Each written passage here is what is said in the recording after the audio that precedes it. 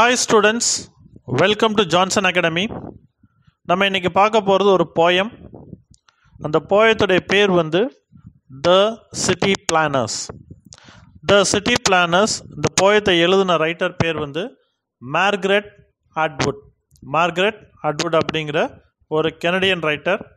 இவங்க தான் அந்த போயத்தை எழுதியிருக்காங்க. இவங்களை பற்றி பார்ப்போம். இவங்களுடைய லைஃப் ஸ்டைல் எப்படி இருக்குது அப்படின்றத பார்ப்போம். Life and works. Margaret Atwood was born on 18th November 1939 in Ottawa and grew up in Northern Ontario and Quebec in Toronto. The Margaret Atwood வந்து 18th November, அதாவது 14th November நம்மளுடைய இந்தியாவில் வந்து children's day celebration பண்ணுவோம் because of Nehru's birthday. நேருடைய பிறந்தநாள் வந்து குழந்தைகள் தினமாக நம்ம இந்தியாவில் வந்து கொண்டாடிட்டு இருக்கோம். ஆனால் இவங்க பிறந்தது எப்போன்னு கேட்டிங்கன்னா 18th November. ஸோ இது கொஞ்சம் ரிமெம்பரன்ஸாக கரெக்டாக இருக்குன்னு நினைக்கிறேன் உங்களுடைய ஸ்டடீஸ்க்கு. 14th November இந்தியாவில் வந்து நேருடைய பிறந்தநாளை சில்ட்ரன்ஸ் டே செலிப்ரேட் பண்ணுறாங்க. 18th November 1939 மார்கரெட் அட்வுட் பிறந்துக்கிறாங்க. இன் ஒட்டாவா அப்படிங்கிற இடத்துல இவங்க பிறக்கிறாங்க.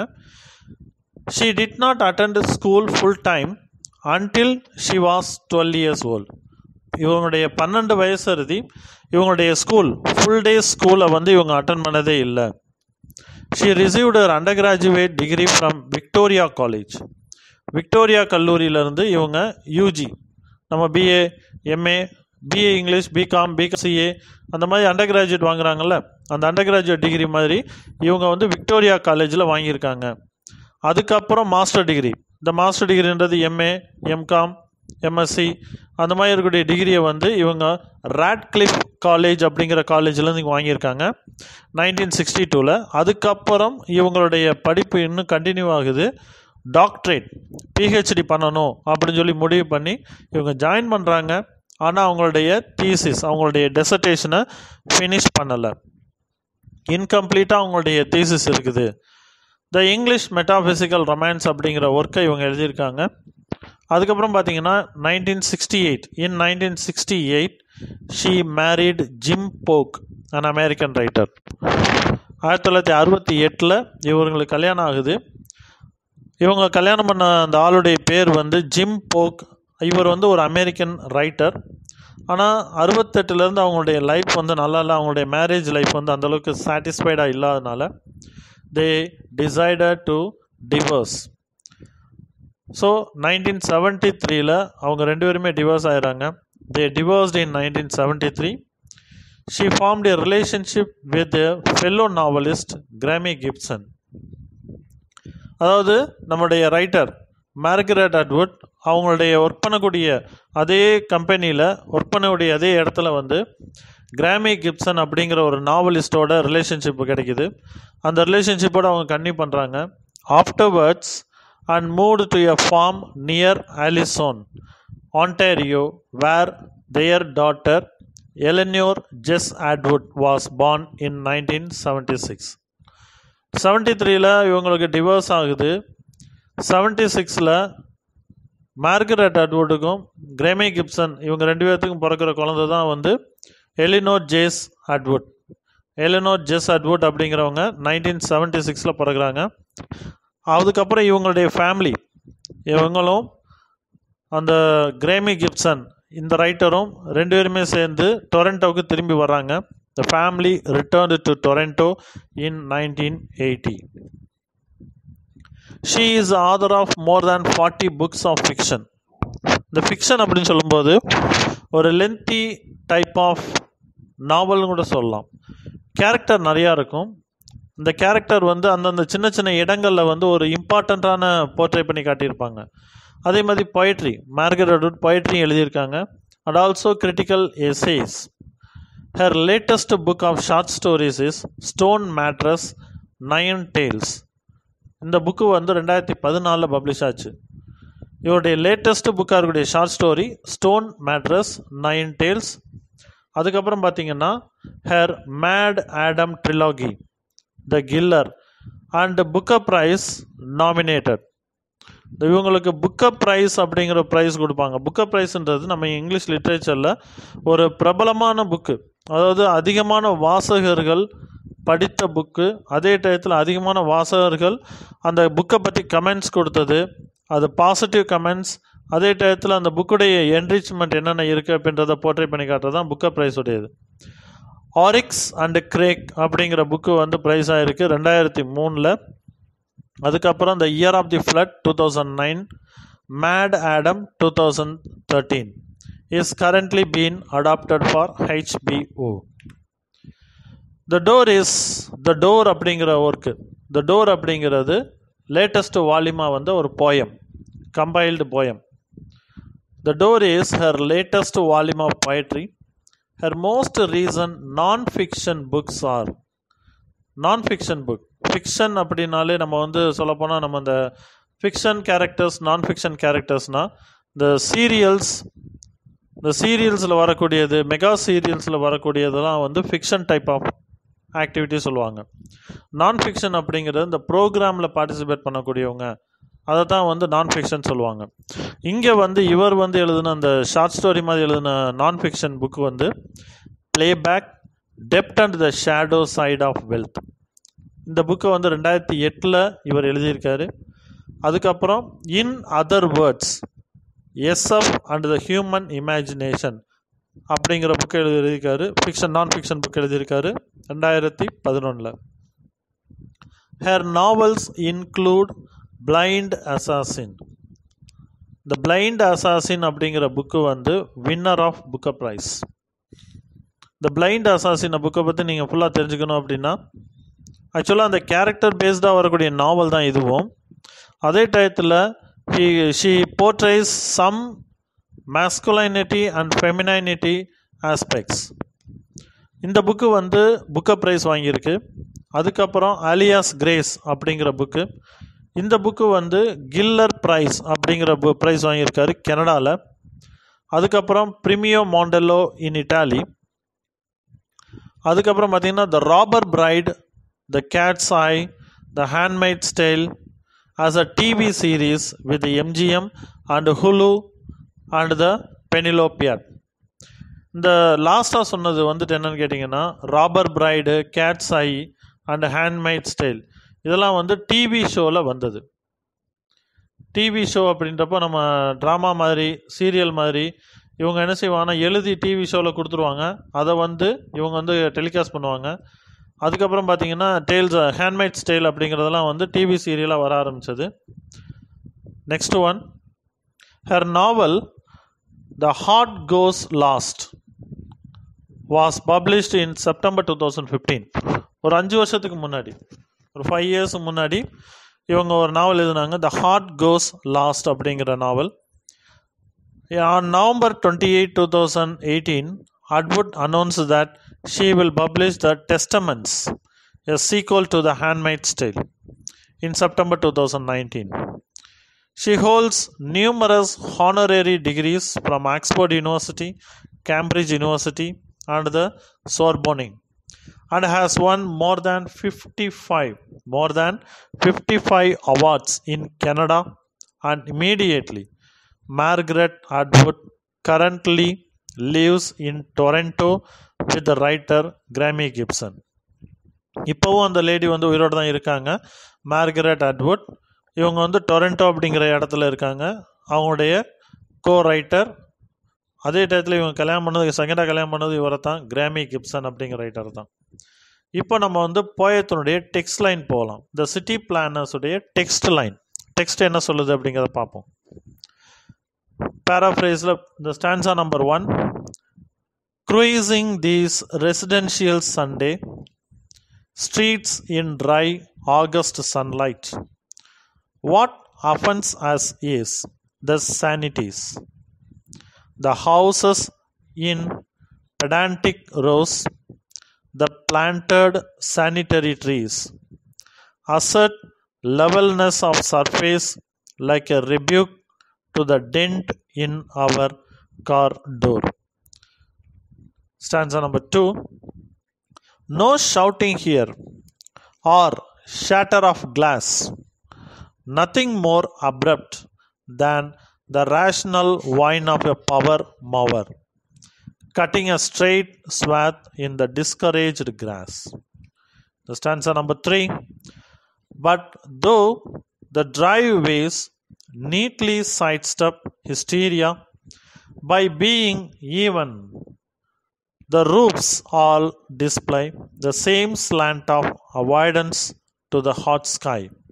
Certain things, the smell of spilt oil, a faint sickness lingering in the garages, a splash of paint on brick as surprising as a bruise, a plastic hose poised in a vicious coil.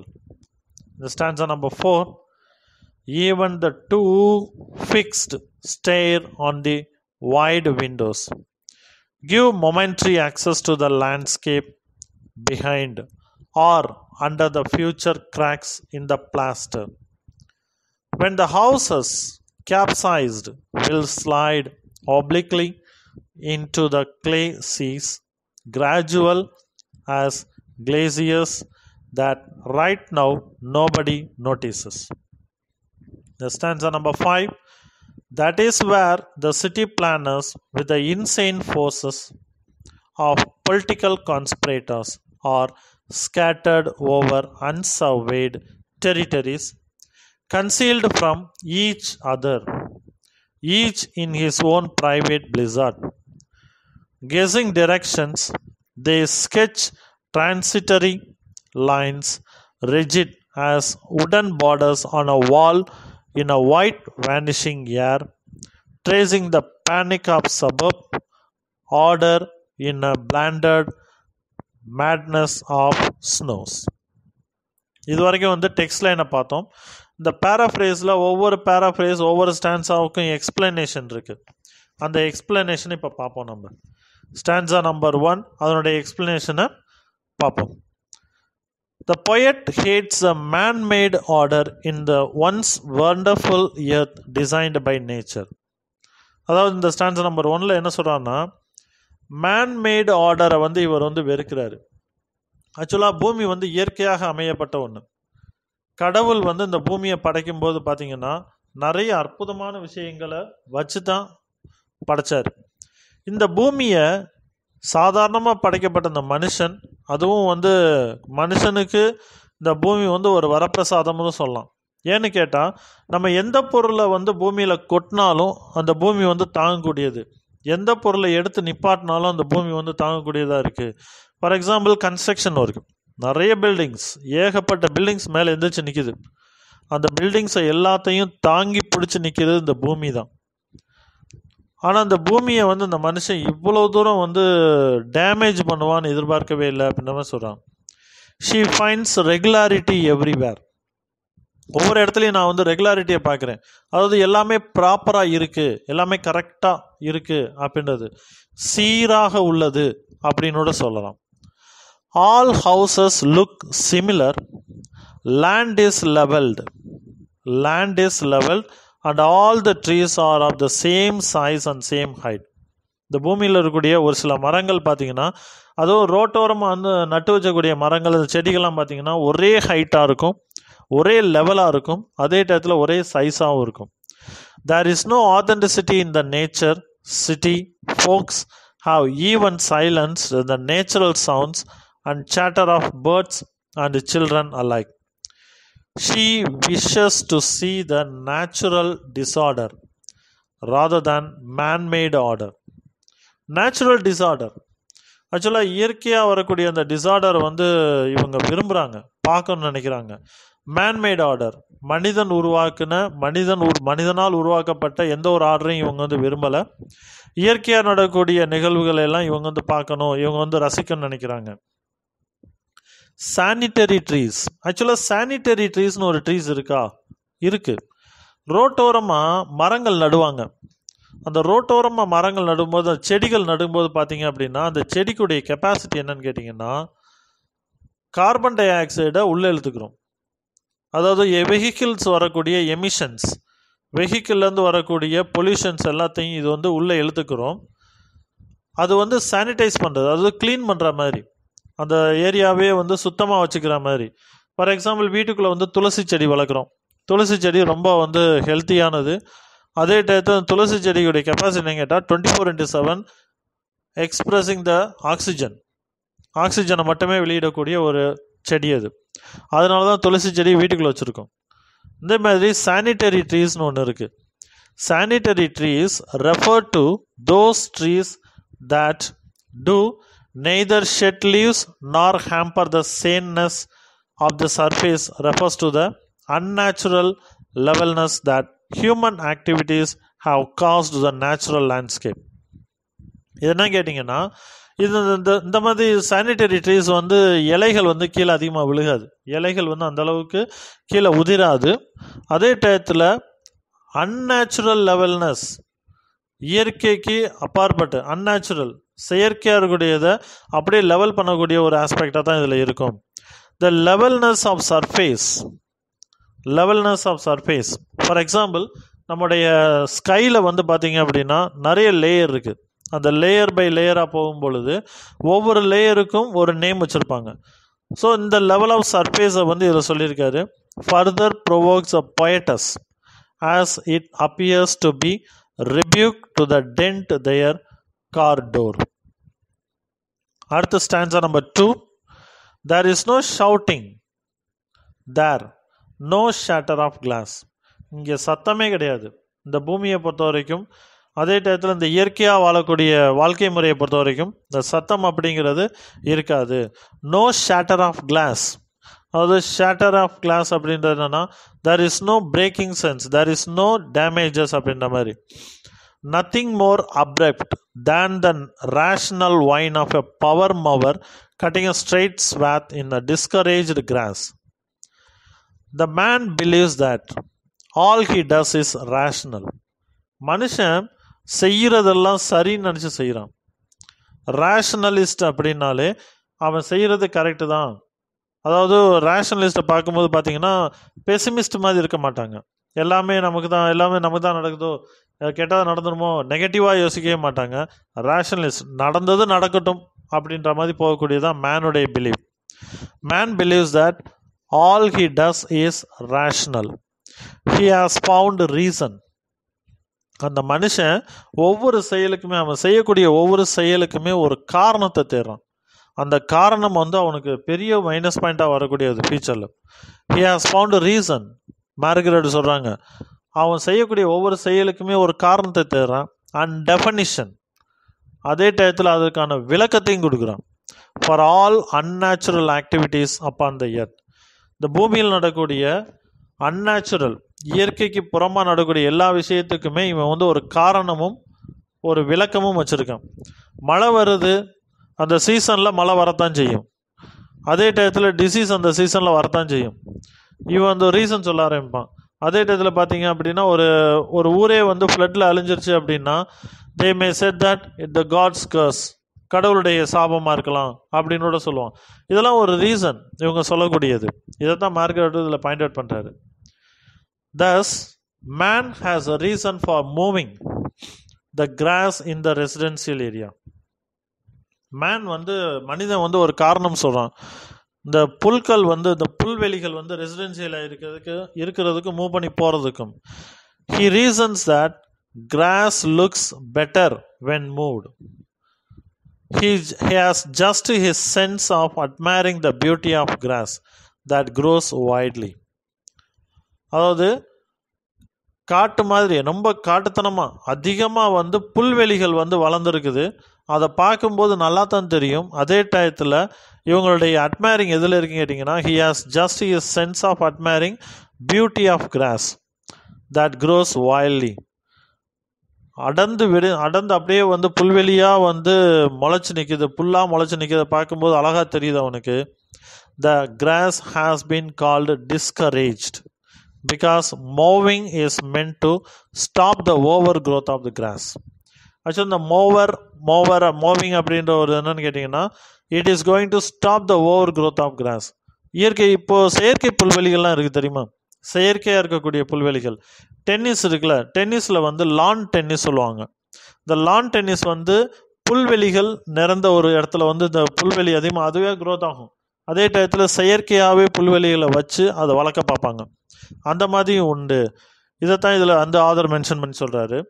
The man has a reason for moving the grass in the residential area. He reasons that grass looks better when moved. அதாவது இந்த cross வந்து move பண்ணி வேறு இடத்துக்கு போச்சு அப்படின்னா நல்லா இருக்கும் அப்படின்ற மாதிரி மேன் சொல்கிறான். The grass has been discouraged because mowing is meant to stop the overgrowth of the grass. The stanza number 3. The driveways neatly sidestep hysteria by revealing even roads that appears like mathematical units. Mathematical unitsனால் உங்களுக்கு mathematics உடைய formulas வந்து step by ஸ்டெப்பாக இருக்கும். அப்போ இந்த driving வே வந்து step by ஸ்டெப்பாக இருக்குது அப்படின்ற மாதிரி சொல்கிறாரு. Hysteria is conveniently sidestepped as nothing can defy logic. The roofs also display the same slant to the hot sky. The slant of avoidance to the hot sky refers to the poet's worries regarding the planning of new cities that black out the wonderful sunlight. Slant of avoidance. Actually, slanting line na enna artham? Straight line போறதா? இல்ல. Slanting line means crossing. ஒரு slope மாதிரி, ஒரு படி மாதிரி அப்படியே வந்து இப்போ ஸ்டெப் பை ஸ்டெப்பாக விழுகக்கூடியதில் அதை தான் வந்து இந்த ஸ்லாண்டிங் அப்படின்னு சொல்கிறாங்க. The slant of avoidance to the hot sky refers to the poet's worries regarding the planning of new cities that black out the wonderful sunlight. இதுக்கு நான் ஒரு எக்ஸாம்பிள் சொல்லணும் அப்படின்னா, இப்போ ரீசெண்டாக வந்து நமக்கு வந்து லாக்டவுன் பீரியடில் நிறைய வந்து ஸ்டாப் பண்ணாங்க மார்ச் மாதத்துலேருந்து. அப்போ மார்ச் மாதம் முடிஞ்சிச்சு, ஏப்ரல் முடிஞ்சிச்சு, மே முடிஞ்சிருச்சு. அந்த மே மாதத்தில் வந்து திடீர்னு ஒரு சர்வே எடுத்து சொல்கிறாங்க, டெல்லியிலேருந்து பார்க்கும்பொழுது இமயமலை தெரியுது அப்படின்னாங்க. அது என்னன்னு கேட்டிங்கன்னா, இந்த புதுவிதமான சிட்டிஸ், புது நகரங்கள் உருவாக அந்த சிட்டிஸ் வந்து இயற்கையாக இருக்கக்கூடிய அந்த மவுண்டெயின் ரீஜனை பிளாக் பண்ணுது, தடை பண்ணுது. அதே டயத்தில் ஒண்டர்ஃபுல் சன்லைட், வீட்டுக்குள்ளே இப்போ சன்லைட்டே வரக்கூடாதுன்ற மாதிரி முடிவு பண்ணுறாங்க. சிட்டி பீப்புள்ஸ் சன்லைட் உள்ளே வரக்கூடாது அப்படிங்கிறதுக்காக வேண்டி அங்கங்கே வந்து ஃபுல் அண்ட் ஃபுல் பிளாக்கிங் மாதிரி வச்சிடறாங்க. காற்றே உள்ளே வராத அளவு கூட வீடு கட்ட ஆரம்பிக்கிறாங்க. இந்த மாதிரி சிட்டிஸும் ரெடி ஆகுது. அதுதான் எனக்கு ரொம்ப வந்து வருத்தமாக இருக்குது. அதே டயத்தில் பார்த்தீங்கன்னா, பிளாக் த ஒண்டர்ஃபுல் சன்லைட், சூரிய வெளிச்சம்ன்றது ஒரு ஸ்ட்ரென்த்தான ஒரு டூல். அந்த ஸ்ட்ரென்த்தி ரேஸை வந்து நம்முடைய உடம்புலையும் வரக்கூடாது, நம்முடைய வீட்டுக்குள்ளேயும் வரக்கூடாது. வெயில் பட்டால் வந்து கருத்து போயிடுவோம். அந்த மாதிரிலாம் நினச்சி இன்றைக்கி சிட்டியை வந்து மேக் பண்ணுறாங்க, புது சிட்டியை மேக் பண்ணுறாங்க. அதுதான் எனக்கு ரொம்ப வருத்தமான விஷயமா இருக்குது. அது மட்டும் இல்லை, இந்த இயற்கையாக இருக்கக்கூடிய வளைவு நெளிவுகள், அதே டயத்தில் அந்த மவுண்டெயின்ஸில் இருக்கக்கூடிய அந்த அப்பியரன்ஸை வந்து பார்க்கும்போது ரொம்ப அழகாக தெரியும். It is natural, it is not unnatural. இயற்கையாகவே பார்க்கலாம் அதை. அதே டயத்தில் பார்த்திங்கன்னா ஈவினிங் சன்செட்டு, அதையும் நம்ம வந்து ரியலைஸ் பண்ணி பார்க்கலாம். இன்றைக்கி வந்து பார்த்திங்கன்னா இயற்கையை விட்டுட்டு செயற்கையாகவே வாழ்க்கை முறையை நம்ம வாழ ஆரம்பிக்கிறோம் அப்படின்ற மாதிரி சொல்ல ஆரம்பிக்கிறாரு இந்த Margaret Atwood writer. By planning the roofs, ரூஃப்னா என்ன அர்த்தம்னா வீட்டுக்கு மேலே போகக்கூடிய கூரை. By planning the roofs the way, man has shut himself in a dark and unhealthy world devoid of the sun. நம்ம பழங்காலத்து வீடுகளுக்கு போய் பார்த்தீங்க அப்படின்னா சன்லைட் வந்து உள்ளே வருகும். இப்போ என்னன்னா பழங்காலத்து வீடு முறைகளில் செஞ்சு வீட்டுக்குள்ளே ஃபவுண்டைன் ஒன்று வச்சிடறோம். இந்த ஃபவுண்டைன் வந்து என்னன்னு கேட்டிங்கன்னா, மேலே இந்த ஸ்கைலேருந்து வரக்கூடிய சன்லைட் வந்து இந்த ஃபவுண்டைனில் விழுகும். தண்ணி வந்து நான் அந்த ஃபவுண்டைன்லேருந்து அப்படியே ஃப்ளோ ஆகி போயிட்டே இருக்கும். அது பார்க்குறதுக்கு ரொம்ப அழகாக தெரியும். ஆனால் இன்றைக்கி நம்ம வீடு கட்டும் பொழுதே வீட்டுக்குள்ளே வந்துடக்கூடாது சன்லைட். அதுக்காகவே மனுஷன் என்ன செய்கிறான்னா அவனே அடைச்சிக்கிறான். இருட்டான இடத்துக்குள்ளே அவனே வாழ கற்றுக்கிறான். And unhealthy world devoid of the sun, இதைத்தான் இவர் சொல்கிறாரு. ஹெல்த்தி லைஃபுக்கும் அன்ஹெல்த்தி லைஃபுக்கும் டிஃப்ரென்ஸ் இருக்குது. இந்த அன்ஹெல்த்தி லைஃப் அப்படிங்கிறது நம்ம வெளி உலகத்தையே பார்க்கக்கூடாது, சூரிய வெளிச்சம் பூமியில் உடம்புக்குள்ளே வரக்கூடாது, வீட்டுக்குள்ளே வரக்கூடாது. அதே டயத்தில் பார்த்தீங்கன்னா இந்த காற்று, இயற்கையாக வரக்கூடிய இந்த காற்றை வந்து அவனால் சுவாசிக்கவே முடியலை. The poet is disturbed the opposite side of the unbearable evenness. The smell of the spilled oil, the smell of the spilled oil that lingers in the garage makes her sick. அதாவது தொழிற்சாலையிலேருந்து வெளியே வரக்கூடிய அந்த oil கசிவுகள், அதை வந்து smell பண்ணி பார்த்தாலே வந்து பார்த்தீங்கன்னா ரொம்ப வந்து நோய் வந்துடும். நோய் அதிகமாக பாதிக்கப்படக்கூடியது இந்த மாதிரி அதாவது சாயப்பட்டறையிலேருந்து வெளியே வரக்கூடிய அந்த சாயங்கள், அது தண்ணியில் கலக்குது, குடி தண்ணியில் கலக்குது. A splash of paint on the walls. நம்ம வீட்டுக்கு பெயிண்ட் அடிக்கிறோம், ஸ்மெல்லாக இருக்கணும், பியூட்டிஃபுல்லாக இருக்கணும், அதே டயத்தில் கலர்ஃபுல்லாக தெரியணுங்கிறதுக்காக வேண்டி பெயிண்டில் என்ன ஆசிட் கலந்துருந்தாலும் பரவாயில்ல உள்ளே இருக்கட்டும். இப்போ நம்ம விளம்பரங்கள்லாம் நிறைய பார்க்குறோம், அதுக்கெல்லாம் வந்து மெடிக்கல் கவுன்சில் அப்ரூவல் கொடுத்துருக்காங்க அப்படின்றாங்க. அதெல்லாம் செக் பண்ணியே வாங்குறதும் கிடையாது. ஆனால் பெயிண்ட்டை வந்து வீட்டில் பார்க்கும்போது பியூட்டிஃபுல்லாக இருக்கும். அந்த ஸ்பிளாஷ் ஆஃப் பெயிண்ட், அந்த ஸ்மெல்லு இவருக்கு பிடிக்கவே இல்லை. The splash of paint on the walls hurts her, and a plastic hose poised in mid-air gives her a dreadful impression. இந்த பிளாஸ்டிக் பொருளை எரிக்கிறதுனாலையும் நிறைய ஆபத்துகள் வருதுன்ற மாதிரி சொல்கிறாரு. ஏன்னு கேட்டிங்கன்னா மிட் ஏரில் போகும் பொழுது இட்ஸ் அ ட்ரெட்ஃபுல் இம்ப்ரெஷன். நம்ம பிளாஸ்டிக் பொருள் நார்மலாக ஒரு பேப்பரை எரித்தாலே வந்து அந்த ஸ்மோக் தாங்க முடியாது. அது மட்டும் இல்லாமல் தீபாவளி ஃபெஸ்டிவல் டைமு, அதே டைம் இந்த Christmas festival time, Ramzan festival டயத்தில் வந்து நம்ம வெடிக்கிறோம். அந்த வெடியினுடைய ஸ்மெல்லே வந்து இயற்கையை கம்ப்ளீட்டாக வந்து சேஞ்ச் பண்ணிடும், ஸ்பாயில் பண்ணிடும். அதுக்கு மேலே பிளாஸ்டிக்கை வேறு நம்ம போட்டு எரிக்கிறோம் அப்படின்னா it's highly turns into poison. இயற்கையை வந்து அப்படியே நம்ம விஷம் வச்சு கொள்கிற மாதிரி தான். The hose reminds her of an inescapable trap. In the stanza number 4, we are going to see that the windows portray a fixed stare as though everything is static. இந்த ஸ்டாட்டிக் அப்படிங்கிற வேர்ட் நான் என்ன அர்த்தம்னா move பண்ணாமல் அப்படியே நிற்கிறது, statue மாதிரி. And nothing is kinetic.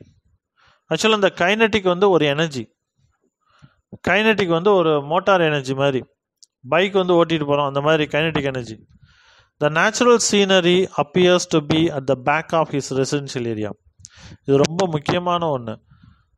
இயற்கையாக இருக்கக்கூடிய சீனரிஸ், இயற்கை காட்சிகள் எல்லாம் கண்டிப்பாக நம்முடைய வீட்டுக்கு பின்னாடி ரெசிடென்ஷியல் ஏரியாவுக்கு சுற்றி இருக்கணும். The speaker hopes that future cracks in the plaster will enable one to view the breathtaking natural view behind. Man's mistake seems to offer more than his creation in this stanza. மேனுடைய mistake, மனிதனுடைய தவறுகளை வந்து நிறைய பார்க்கலாம். மோர் தேன் his creation, மனுஷன் உருவாக்குனதை விட மனுஷன் செஞ்ச தவறு தான் அதிகமாக இருக்குது. ஏன்னு கேட்டால் நம்ம வந்து ஒரு ரெசிடென்ஷியல் ஏரியாவில் நேச்சுரல் சீனரிஸ் இருக்கணுங்கிறக்காண்டி பார்க்குறோம். ஹை பாயிண்ட் ஆஃப் வியூவில் போயிட்டு நான் வந்து நகரத்தையே பார்க்குறேன், நான் வந்து சிட்டி ஃபுல்லாக நான் பார்க்குறேன் அப்படின்னா இட் இஸ் நேச்சுரல், ஓகே. அதே டயத்தில் உங்களோட இருக்கக்கூடிய பிளான்ட்ஸ், உங்களோட இருக்கக்கூடிய சானிடரி ட்ரீஸ்லாம் சுற்றி இல்லை. அது டயத்தில் பார்த்திங்கன்னா நம்முடைய இயற்கை சார்ந்த விஷயங்களை மாறி செயற்கையாக இருக்கக்கூடிய பிளான்ட்ஸை வந்து வீட்டுக்குள்ளே வச்சுக்கிறோம். அந்த மாதிரி வைக்கக்கூடாது அப்படிங்கிறது தான் இவருடைய தாட்ஸு. அது மட்டும் இல்லை, மனுஷனுடைய மிஸ்டேக்கு அவன் கண்டுபிடிச்சதை விட அதிகமாக இருக்குது அப்படின்ற மாதிரி சொல்கிறாரு. The poetess seems to plead and demand at the same time when she opines, give momentary access. It would only take a minute to put years of city planning to naught. They will appear like glaciers then. The speaker utilizes the metaphor of eyes to connote transience. Nobody comprehends how fleeting all this is. In the stanza number 5, this is the last stanza பற்றி நம்ம ஃபுல்லாக பார்ப்போம். The city planners calculative and manipulate in their approach to reach their ends. are no less than political conspirators. City planners வந்து பயங்கர calculative. அதே டயத்தில் அவங்கள manipulate என்ன செய்வாங்கன்னா, manipulate in their approach to reach their ends. Political conspirators வந்து இதில் இருப்பாங்க. No less than political conspirators. Political கான்ஸ்பிரேட்டர்ஸ்னால் யார்? அரசியல் தலையீடுகள் இதில் இருக்கும். ஒரு நகரத்தை உருவாக்கணும் அப்படின்னா நிச்சயம் வந்து அரசியல் தலையீடு இல்லாமல் நகரத்தை உருவாக்க முடியாது. நம்மளே வந்து ஒரு வீட்டை வந்து உருவாக்கணும் அப்படின்னா நம்முடைய பெர்மிஷன் இல்லாமல் உருவாக்க முடியாது. நம்மளுடைய பெர்மிஷனோடு தான் இன்ஜினியர் வந்து வீட்டுக்கு அப்ரூவல் கொடுப்பாரு. லேண்ட் இப்படி இருக்கணும், கதவு இப்படி வைக்கணும், அதே டயத்தில் டோர் வந்து இந்த வழியாக போனால் நல்லாயிருக்கும், ஈஸ்ட் சைடு வெஸ்ட் சைடு பார்த்த மாதிரி டோரு, ரைட் சைடில் என்ன வரணும், லெஃப்ட் சைடில் என்ன வரணும். ஒரு வீட்டை கட்டும் பொழுதே ஒரு இன்ஜினியர் நம்மள்ட்ட கேட்டு கேட்டு கட்டுவார். அதே ஒரு நகரத்தை கட்டணும் அப்படின்னா கண்டிப்பாக பொலிட்டிக்கல் கான்ஸ்பிரேட்டர்ஸுடைய இன்ஃப்ளூயன்ஸ் இருக்கத்தான் செய்யும். இன் சச் அ சிச்சுவேஷன், அந்த மாதிரி ஒரு நிலை வந்தால், they will be subjected to unsurveyed territories they have not even envisaged. They will be hidden from each other, where competitiveness will take a back seat. இந்த இடத்துல வரும் பொழுது யார் வந்து தப்பானவங்க கேட்டீங்கன்னா, இந்த போட்டியாளர் இருக்காங்கல்ல, அந்த போட்டியாளர்கள் செய்யக்கூடிய விஷயத்தை தான் தவறுன்றவன் சொல்றாரு. In such a situation, they will be subjected to unsurveyed territories. ஆக்சுவலாக சர்வே பண்ணுறதுன்னா அளக்கிறது. அளக்காமலே இவங்க வந்து ஒரு சில விஷயங்களை வந்து அப்ரூவல் கொடுத்துருவாங்க. they will be hidden from each other. ஒவ்வொரு நாள் காட்டி கொடுக்க மாட்டான், அவனுக்குள்ளே மறைஞ்சுக்குவாங்க அந்த political conspirators. where competitiveness will take a back seat. The last part of this, Margaret Atwood, the city planners. The word glacier அப்படிங்கிற வேர்டு என்னன்னு கேட்டால் Snows. once again bring forward the image of ice, symbolic of transience, particularly of material glory. This madness of snow is bland and non-irritating as opposed to the offending uniformity. She visualized at the outset the term bland madness functions as an oxymoron. So இது வரைக்கும் நம்ம பார்த்தது வந்து city planners அப்படிங்கிற போயத்தை பற்றியும் அதனுடைய எக்ஸ்பிளனேஷனை பற்றியும் பார்த்தோம். ஓகே ஸ்டூடெண்ட்ஸ், அடுத்து வரக்கூடிய வீடியோஸில் வேறு டாப்பிக்கில் உங்களை நான் மீட் பண்ணுறேன். உங்களுக்கு எங்களுடைய சேனல் பிடிச்சிருந்தது அப்படின்னா மறக்காமல் எங்களுடைய சேனலை சப்ஸ்கிரைப் பண்ணுங்கள், பக்கத்தில் இருக்க பெல் ஐக்கான் அழுத்திடுங்க, உங்கள் ஃப்ரெண்ட்ஸ் எல்லாத்துக்கும் ஷேர் பண்ணுங்கள், கமெண்ட்ஸ் பாக்ஸில் ப்ளேஸ் பண்ணிடுங்க. தேங்க்யூ.